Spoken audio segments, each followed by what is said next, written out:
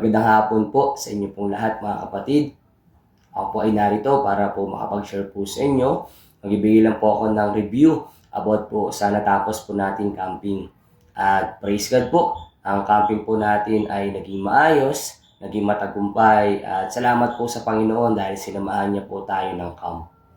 At praise God, lahat po tayo dito na nakasama ng camping ay kinausap, kinatagpo at naranasan po natin ang pagkilos ng Panginoon. Naniniwala po ako na tayo po ay na-restore ng Diyos. Amen po.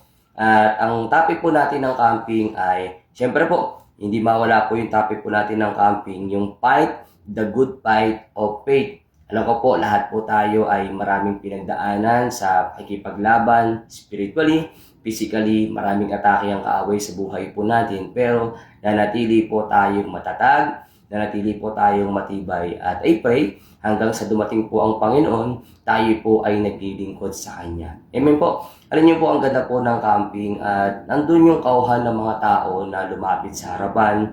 Nandun yung gusto nila mas maramdaman pa ang pagkilos ng Diyos. Alam niyo po, mas mararamdaman po natin ang pagkilos ng Diyos sa camp kapag tayo po ay lalakad papunta sa altar. At doon natin mas makikita, mas mararamdaman kung paano tayo inaabot ng Panginoon. Amen po. Nakadepende pa rin po kasi sa tao ang pagkilos po ng Diyos. Kung tayo po ay lalapit, kung tayo po ay magpapakumbaba, hihingi ng tawad, at nandun yung gusto mo na, Lord, gusto ko, busugin mo ko, punuin mo ko. Kasi lahat po tayo ay napapagod, lahat po tayo ay nasasaktan, lahat po tayo ay nahirapan sa bawat aspeto po ng buhay po natin. So, sa buhay natin bilang tayo po ay mga lingkod ng Diyos, kailangan natin ma-restore. Amen po. Kasi alam niyo po, hindi lang po ito para sa mga baguhan, para din po ito sa mga datihan. Kasi alam niyo po, iba-iba po ang pagkilos ng Diyos about sa camping. Amen po. Sa baguhan, pausap po ng Panginoon, mahal tayo ng Diyos. Kahit sa datihan, gustong i-remind sa atin ng Panginoon na mahal tayo ng Panginoon. Na kahit ano man ang mangyari, hindi tayo pabayaan ng Diyos. Amen po. Alam niyo po, nakaka-bless lang po kasi habang ako po ay nagpe-pray ng mga tao, tayo po ng mga pastor, habang tayo nagpe-pray ng tao, alam niyo po, nakikita natin dun sa mga tao na kailangan nila ng panalangin ng isang pastor. Kailangan nila ng panalangin na makapagbigay sila ng encourage, makapagbigay sa atin ng magandang pagpapala sa bawat buhay po ng mga tao po na lumalapit sa harapan. Alam niyo po, napakasarap na tayo po ay ginagamit ng Diyos para ipag-pray natin yung mga tao na kailangan ng panalangin. Lalo po yung mga tao na akala nila nag-iisa sila sa buhay nila. Hindi nila alam na may nagmamahal na Diyos sa kanilang mga buhay.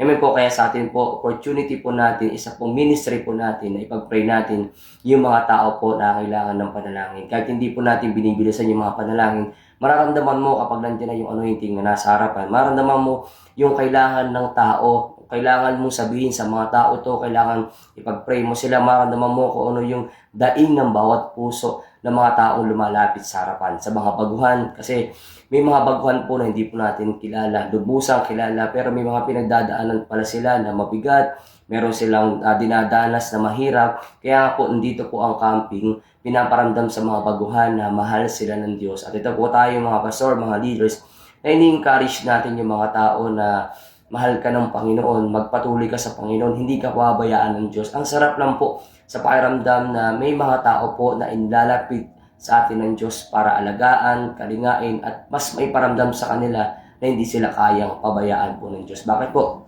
Ako po ay nag-camping, bunga po ako ng camping. At salamat po sa Panginoon dahil hanggang ngayon ako po ay nagpapatuloy sa biyaya at kaloob po ng Diyos. Kasi alam niyo po, iba ang camping. Kaya nga, after ng camp, kailangan malagaan natin yung mga taong isinama po natin ng camping. Hindi natatapos na after ng camp, tapos na, hindi po. Yung ano yung tinatanggap po ng camping ay kailangan po natin bantayan, ingatan. Kasi nandiyan po ang atake ni Satanas. Guguluhin niya, sisirain niya ang buhay ng mga taong nakakilala, naramdaman ang pagkilos po ng Diyos. Alam niyo po, sa bawat pagpipray ng mga tao sa paligid, sa mga lumalapit sa harapan, kahit hindi man lumapit, basta ipag-pray mo, maramdaman mo yung anointing na yumayakap sa kanilang Panginoon. Hindi mo binabadli na ipag-pray sila, kundi nararamdaman mo kung ano yung nararamdaman ng tao.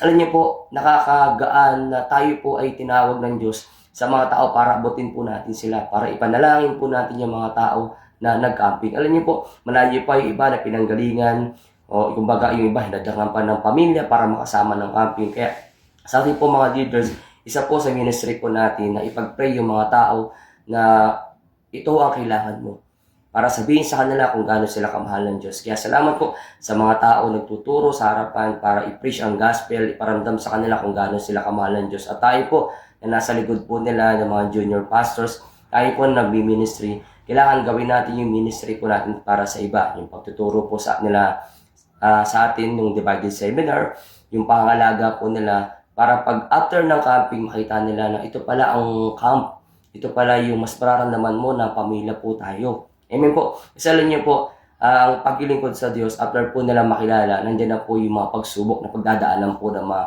nakakilala sa Panginoon. Kasi tayo din po ay dumadaan sa mga pagsubok ng buhay. Amen po. Pero mas masarap, mas mainam pa rin na meron kang kapatiran, meron kang kasama ng simbahan na makasama at makakatulong mo, makakatawang mo para gumaan yung bigati mo. Pero syempre po, una po na priority po natin para tayo po ay lumakas, tumatag, ay si Jesus. At pangalawa, yung mga kapatiran po natin sa Panginoon. Amen po. Kaya sabi dito po no, sa 1 Timothy 6:12, makipagbaka ng mabuting pagkipagbaka ng pananampalataya, manangan ka ng buhay na walang hanggan. Ang buhay na walang hanggan po ay inilalaban. Amen po. Hindi after po natin tumanggap sa Panginoon, makakilala sa Diyos, marami tayong pagsubok na pagdadaanan. Gagawa ang kaaway na paraan para mawala sa atin ang kaligtasan. Ang kaligtasan po ng Diyos ay regalo niya po sa atin. Kaya kailangan paingatan, kailangan alagaan po natin ito. So, salamat po kasi may mga pastor tayo na inaalalayan tayo, ginagabayan tayo. Kasi mahirap para sa atin kung tayo lang eh. Amen po. Lalo po sa mga baguhan na nakakilala sa Panginoon.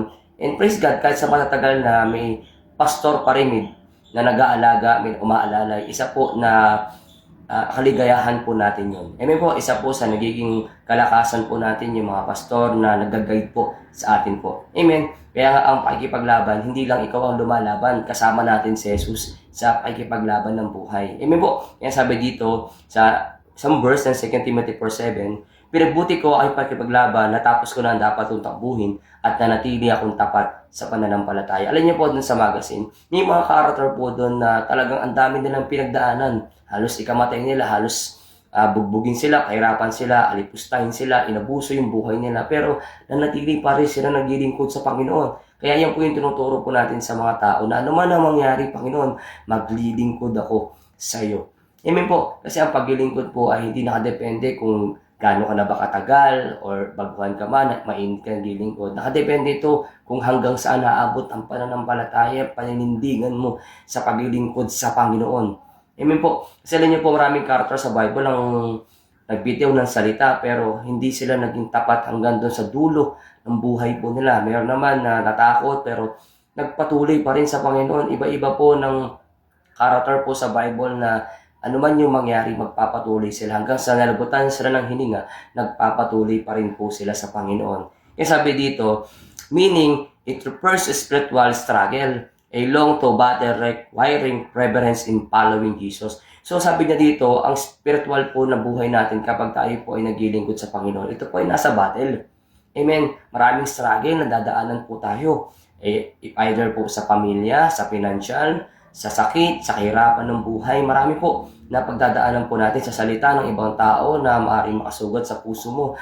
Yan po ay totoo. Kasi alam niyo po, kung dinanas sa mga lingkod ng Diyos yung unang panahon, yung mga struggle na pinagdaanan po nila, hindi po natin dadanasin. Kaya nga, ang maganda po dito, kailangan yung focus mo ay naka Jesus lang. Kasi alam niyo po, pag ako po marami akong pinagdadaanan, inaalala ko lang po yung mga ginawa ni Jesus, yung mga nangyari kay Jesus, kung paano siya ipinako, kung paano siya binugbog, kung paano siya nagupit.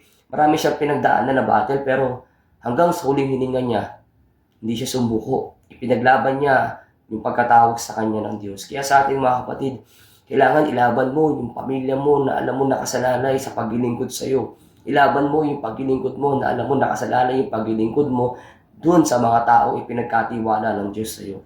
Kaya alam niyo po mga kapatid, maging matatag tayo, maging matapang tayo. Marami pa tayong pagdadaanan at isang great testimony sa buhay po natin na kapag tayo po ay nakalagpas sa mga pagsubok, maraming ma-encourage sa mga salita po natin, maraming magsasabi sa atin magpatuloy ka. Kung alam niyo po sa Apostol Pablo, siya po ay nagpapahayag ng salita ng Panginoon. Matapang siyang inahayag niya ang magandang balita. Pero siya po ay pinagbantaan ng mga Pariseo na siya ipapatay pag hindi siya tumigil. Alam niyo po ito pong si Pablo po ay nagtago. Nagpunta po siya sa lugar ng Antigua. Pero may isang kapatiran doon na malakas ang loob, matapang, na in-encourage siya. Siya po ay si Bernabe. Pinalakas, pinatapang, at nung tayo na-encourage na itong si Pablo, mas dumami pa ang pangalan ng Word of God. Kaya sa atin po mga kapatid, kapag meron tayong kapatiran ng hihina dahil sa kanyang pananampalataya, magbigay tayo ng inspirasyon, maging kalakasan tayo. Hindi tayo yung isa sa maging dahilan para maging mahina sila. Isa tayo sa maging dahilan para lumakas sila at magpatuloy sa Panginoon. Mga kapatid, isa sa galakan natin bilang mga leader, bilang mga lingkod ng Diyos, ay makita mo yung kapatid mo na nagpapatuloy. Hindi na nagpapatuloy, kundi lumalago at nakita mo na inilalaban niya ang kanyang pananampalataya sa Panginoon. Sabi nga po ni Pastor Boy, ano man ang mangyari, maglilingkod ako sa Panginoon. Hindi ko ipagpapalit ang gawain ng Panginoon. Amen po mga kapatid. Sabi niya po dito, manatili kang matatag sa pananampalataya, maging matapang at malakas. Be brave and strong. Labanan ang magandang laban. Fight the good fight of faith. Kaya anuman po ang mangyari po sa mundo, anong po ang mangyari sa paligid po natin, lumaban tayo sa lakas na kaloob sa atin ni Kristo. The good fight of faith. Amen po mga kapatid. Alam niyo po, isa po tayo sa maging kalakasan din po ng iba. Kung paano lumaban po, tingnan niyo po yung mga character sa Bible, naging good example at may mga naging bad example. Siyempre, gagawin po natin yung mga good example. So sa atin po, isa tayo sa maging good example ng ibang naglilingkod po sa Panginoon. Alam niyo po, sabi nga, the joy of the Lord is our strength. So, kailangan makita pa rin sa atin na kahit may dinadaan kang pagsubok, kahit may dinadaan kang struggle sa buhay mo, kailangan pa rin, makita pa rin sa iyo na si Kristo ay nabubuhay. Kumbaga, in everything, Lord, give thanks, magpapasalamat pa rin ako sa iyo, Panginoon. Kahit ano man yung nakikita kong negatibo, kahit ano man nakikita kong hindi magandang sitwasyon sa pamilya ko, sa buhay ko, sa ministry ko, magpupuri pa rin ako sa iyo. Amen po, katulad po ni Apostol Pablo, kasama niya sila sa bilangguan, na kahit nandun sila sa bilangguan kahit alam nila tama yung ginagawa, pero nagawa pa rin na makulong sila. Pero nandun pa rin niya, kahit anuman yung sitwasyon nila, mahirap na, hindi sila nag-complain sa Panginoon. Sa halip, nagpuri pa rin sila sa Diyos. Lord, magpupuri ako sa iyo, Panginoon. Kaya sa atin po mga kapatid, ilagay po natin yung sarili po natin na katulad tayo ng Apostol Pablo. Na kahit anuman yung dinadaanan niya, nagagawa pa rin niya, Lord, magpupuri ako sa iyo, magpapasalamat ako sa iyo, Panginoon.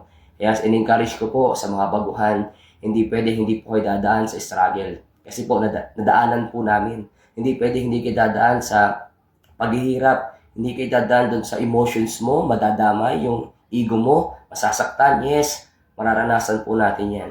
Pero sino po ba ang tinitinan natin? Dapat ang laging tinitinan natin ay si Jesus lamang.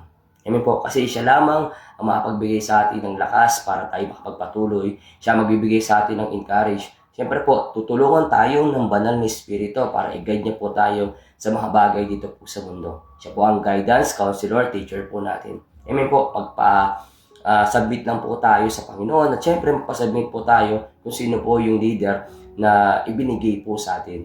Ang leader po, hindi ang gagawa ng isang bagay na ikakasama po natin. Always, lagi pong makabuti para po sa atin. Kaya huwag tayo magtatampo kung tayo man po ay pinapagalitan. Darating po din ang tayo, mapagalitan po tayo ng mga pastor po natin. Kasi isa yan sa character po natin para tayo po lumago sa ministry po natin. Amen po. So, encourage ko lang po, magpatuloy po tayo sa mga nakasama ng camping.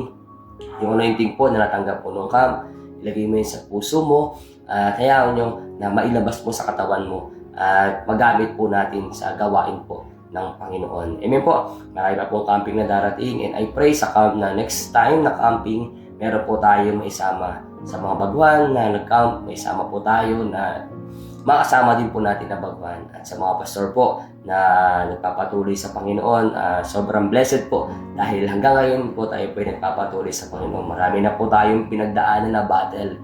Marami na po tayong pinagdaanan. Pero still, tayo po ay nanatili sa Panginoon. Kaya nga sabi ng Diyos, ang manatiling tapat hanggang wakas, hindi siya maliligtas. Kaya manatili po tayo maging matapat. Pero praise God, barating man sa buhay natin hindi tayo tapat, ang Diyos ay tapat pa rin. Amen po, magsumika po tayo at pagbutihan pa po natin yung paglilingkod sa Panginoon. Pray po tayo. Panginoon, maraming salamat sa oras na to. Ang dalangin ko po, maging pagpapala kami sa mga taong napaligid po sa amin and we pray Ikaw, Ama, ang magbigay sa amin ng kalakasan sa mga panahon ng kahinaan namin. Ikaw ang magbigay sa amin ng aliw sa mga panahon na kami ay nalulungkot. At ikaw ang magpahid ng mga luha namin sa tuwing kami ay umiiyak. Kaya Lord, marami pong salamat sa pagsama mo sa camping. Salamat sa presensya mo, Panginoon. Salamat sa reminder mo. Salamat, Lord, sa patuloy na pagsama mo sa kabuuan ng simbahan ng Rayma. Lord, salamat dahil sa bawat camping, hindi mo kami binibigo. Ipinaparanas mo sa amin ang pagyakap at presensya mo sa buhay namin. Salamat, Panginoon. Pagpalain mo sa amin sa pangalan ni Jesus. Amen. So, ingat po kayo and God bless po sa inyo lahat.